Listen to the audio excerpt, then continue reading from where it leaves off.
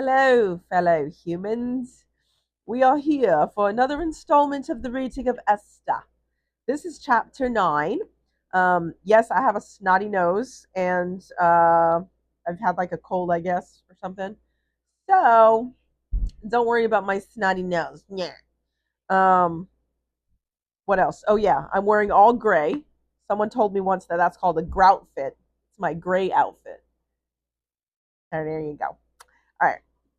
Um, oh, and just public PSA. Oh, public service announcement. Apparently, you're not allowed to play songs on the YouTubes and the TikToks because of copyright and stuff like that. So I made that mistake last time.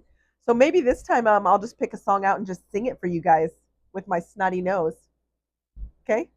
All right. Here we go. Chapter 9. The Jews destroy their enemies. The first law that the king had made was to be followed on the 13th day of Adar, the 12th month. This was the very day that the enemies of the Jews had hoped to do away with them. But the Jews turned things around, and in the cities of every province they came together, excuse me, to attack their enemies. Hold on. But the Jews turned things around, and in the cities of every province they came together to attack their enemies. Like unprovoked, just because they could? Everyone was afraid of the Jews, and no one could do anything to oppose them. The leaders of the provinces, the rulers, the governors, and the court officials were afraid of Mordecai and took sides with the Jews. Everyone in the provinces knew that the king had promoted him and had given him a lot of power. The Jews took their swords and did away with their enemies without showing any mercy. See, stuff like that, that's a little bit confusing to me because, like in the New Testament, it talks about God showing mercy, like he wants to show mercy, but they're saying they didn't show mercy. So, like, were they doing it in a way God would have wanted them to? Okay. They killed 500 people in Susa, but they did not take anything that belonged to the ones they killed. Haman had been one of the worst enemies of the Jews, and 10 of his sons were among those who were killed. Their names were Parshandatha, Dalphon, Aspatha, Poratha, Adalia, Aridatha, Parmashda, Erisai, Ardii, Aridai, and Vaizatha. Later that day, someone told the king how many people had been killed in Susa. Then he told Esther, 500 people, including Haman's 10 sons, have been killed in Susa alone. If that many were killed here, what must have happened in the provinces? Is there anything else you want done? Just tell me, and it will be done. Esther answered, Your Majesty, please let the Jews in Susa fight to defend themselves tomorrow.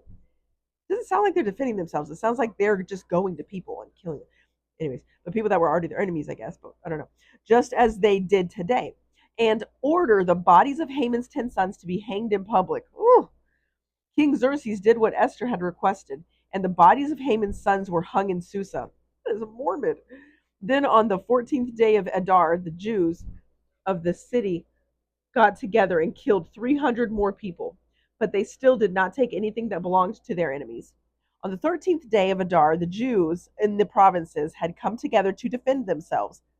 So, like, are people attacking them and they're defending themselves, or are they being attacking? Just a little confused about that. They killed 75,000 of their enemies, but the Jews did not take anything that belonged to the ones they killed. Okay, good, I guess. Then on the 14th day of the month, the Jews celebrated with a feast. On the 15th day of the month, the Jews in Susa held a holiday and celebrated after killing their enemies on the 13th and 14th. Okay? This is why the Jews in the villages now celebrate on the 14th day of the month. It is a joyful holiday that they celebrate by feasting and sending gifts of food to each other. The festival of Purim. Mordecai wrote down everything that had happened. Then he sent letters to the Jews everywhere in the provinces and told them, Each year you must celebrate on both the 14th and the 15th of Adar, the days when we Jews defeated our enemies. Remember this month as a time when our sorrow was turned to joy and celebration took the place of crying. Celebrate by having parties and by giving the poor and by giving to the poor and by sharing gifts of food with each other. They followed Mordecai's instructions and set aside these 2 days every year as a time of celebration. Ooh, it's a long one. We're almost there. The reason for the festival of Purim. Haman was the son of Hammedatha and a descendant of Agag. He hated the Jews so much that he planned to destroy them, but he wanted to find out the best time to do it. So he cast lots. Esther went to King Xerxes and asked him to save her people. Then the king gave written orders from Haman and his sons to be punished in the same terrible way that Haman had in mind for the Jews. Oh, okay. So they were hanged. Okay, I get that. Mordecai's letter had said that the Jews must celebrate for 2 days because of what had happened to them. This time of celebration is called Purim, which is the Hebrew word for the lots that were cast.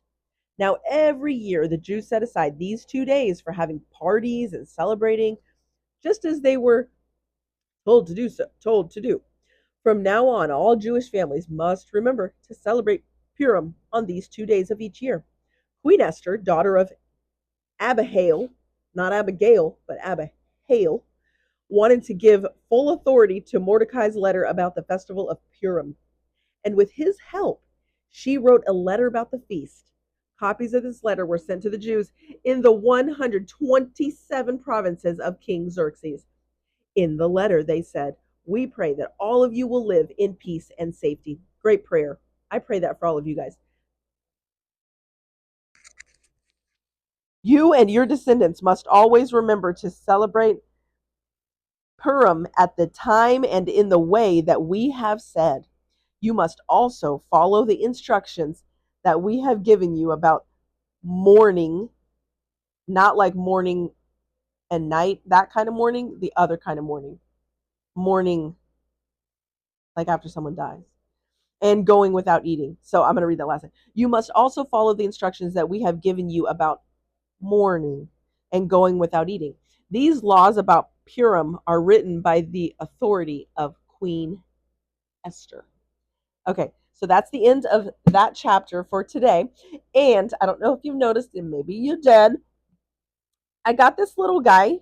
My brother sent me a link. It's a little this is a microphone. So hopefully you might be able to hear me talk better.